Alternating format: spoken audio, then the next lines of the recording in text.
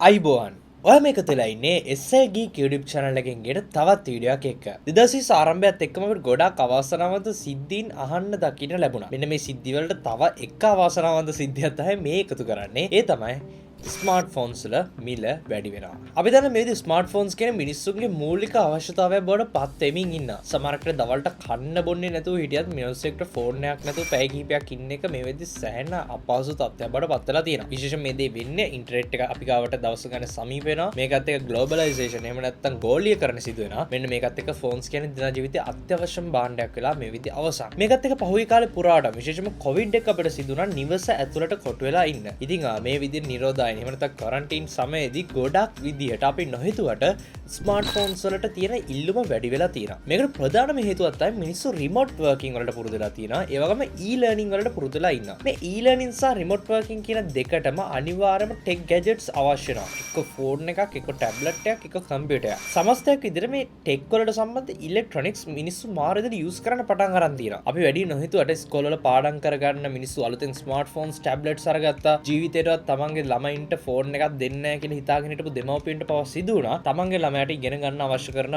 දේවල් විදිහට ෆෝන්ස් අරන් දෙන්න වෙනද පොත් අරන් දෙනවා වෙනුවට. මෙන්න මේ වගේ දේවල් නිසා එන්නෙම ස්මාර්ට් ෆෝන්ස් අතර මේ තියෙන ඉලෙක්ට්‍රොනික මාකට් එකට සෑහෙන ලොකු ඩිමාන්ඩ් එකක් එනවා. අපි දන්න ඕනම දෙයක ඩිමාන්ඩ් එක වැඩි වෙන්න ඒකේ මුදල තරමක් වැඩි වෙනවා කියලා. ඇත්තට මේක ගැන නෙමෙයි මම අද කතා කරන්නේ. නමුත් මේකත් පුංචි පොයින්ට් එකක්. විශේෂම දේ ගැන කතා කරන කලින් ඔයා Geek YouTube channel එකට subscribe කරලා නැත්නම් පල්ලෙහාට රතු පාට subscribe button එක click කරන්න. මේ වීඩියෝ කැමති නම් පල්ලෙහාට තියෙන like button එක දැම්ම press කරලා ඔයාගේ තියෙන අදහස අනිවාර්යෙන් පල්ලෙහාට ඇවිල්ලා comment කරන්න. වැදගත්ම දේ තමයි අපි දන්නවා මේ වෙද්දි ඩොලර් එකේ සෑහෙන විදිහට වැඩි වෙලා තියෙනවා කියලා. මම දන්නවා 2020 පටන් ගන්න විතර ඩොලර් එකේ රුපියල් 178ක් උඩරිම 180කට වගේ තියෙන්න ඇති.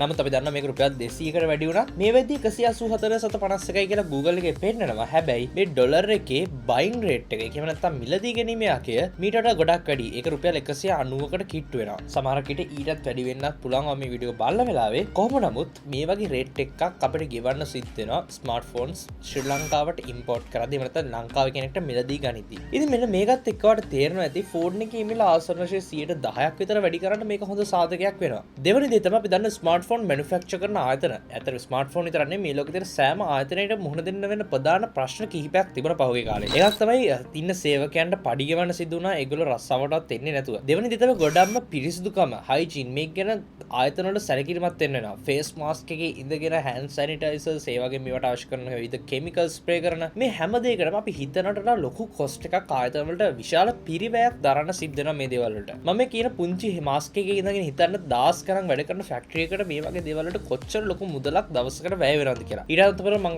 කලින් කිව්ව සැලරි ගැටලුව මේ වගේ දේවල් වලදී ඔයාලට තේරෙන්නේ නැති මේ දේවලුත් අන්තිමට මේ යන්නේ කස්ටමර්ස්ලාගේ පිටින් කියන එක. ඒ කියන්නේ සරලවම මේ ස්මාර්ට් ෆෝන් ඕනම එකක් මිලදී ගන්න ආයෙට මේ පිරිවැය පුංචි හරි ප්‍රතිශතයක් යනවා. මෙන්න මේ දේවල් ඔක්කොම සරකලා බලද්දී ස්මාර්ට් ෆෝන් එකේ වැලියු එක යම් තාක් දුරකට වැඩි වෙනවා. උදාහරණයකට රුපියල් 80000කට තිබුණු ස්මාර්ට් ෆෝන් එකක් රුපියල් 90000කට දක්වා විතර වැඩි වෙන්න මේක හේතුවක් වෙන්න පුළුවන්. වැදගත්ම දේ මේ විතර 90000කට වැඩි වෙනවා කියන්නේ ශ්‍රී ලංකාවට මේ ස්මාර්ට් ෆෝන්ස් ඉම්පෝට් කරද්දී මෙතනදී යම්කිසි ටැක්ස් එකක් ගෙවන්න සිද්ධ වෙනවා. මේ ටැක්ස් එකත් එක්ක මේ අගේ කියන්නේ වැඩි වුණු අර අපි ගත්ත උදාහරණයක් රුපියල් 80000 ෆෝන් එක 90000 වුණා නම් මම මේ දලාදහසක් ගන්න මේ අගයන් කියන්නේ මේ රුපියල් 10000ටත් අර තියෙන ටැක්ස් එක වදිනවා. කලින් රුපියල් 80000කට විතරයි වැදුනේ. මම ලේසියට ගන්න 10%ක් කියලා ටැක්ස් එක 80000කට 10%ක් වැදුනා නම් රුපියල් 8000යි. එතකොට 90000කට වදිනවා නම් රුපියල් 9000ක් වෙනවා. එතකොට තවත් රුපියල් 1000ක් එතනදී වැඩි වෙනවා. ඊට පස්සේ හිතන්න මේ ස්මාර්ට් ෆෝන් එක වෙයාහවුසස් වලට යනවා. ඊට පස්සේ ඩිස්ට්‍රිබියුටර්ස්ලා හරහා ඊට පස්සේ ඩීලර්ස්ලා රීටේලර්ස්ලා මේ එක එක්කෙනාගේ අතින් අතට යද්දී එන කමිෂන් එකත් එකින් එකට වෙනස් වෙනවා. අපි නිකමට ගමු මේවා අමතක කළා අන්තිමට එන ස්මාර්ට් ෆෝන් ෂොප් එකකට මේ ස්මාර්ට් ෆෝන් ෂොප් එකක් ෆෝන් එකක් විකුණනකොට කමිෂන් එකක් අරගන්නවා. මේ කමිෂන් එක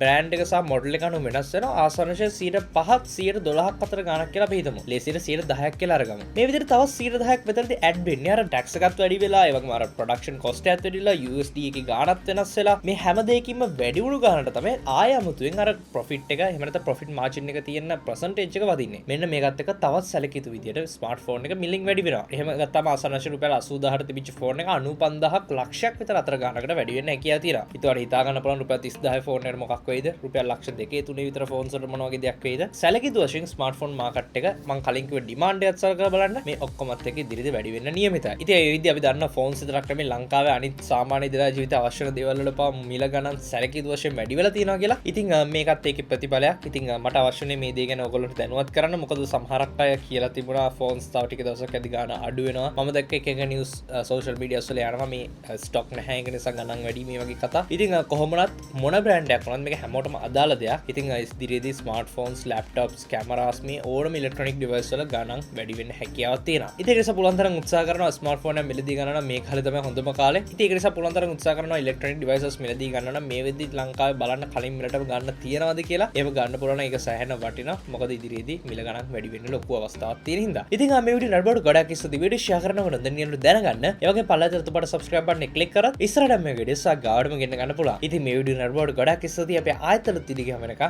ඔයගොල්ලෝ හැමෝටම සුබ දවසක්.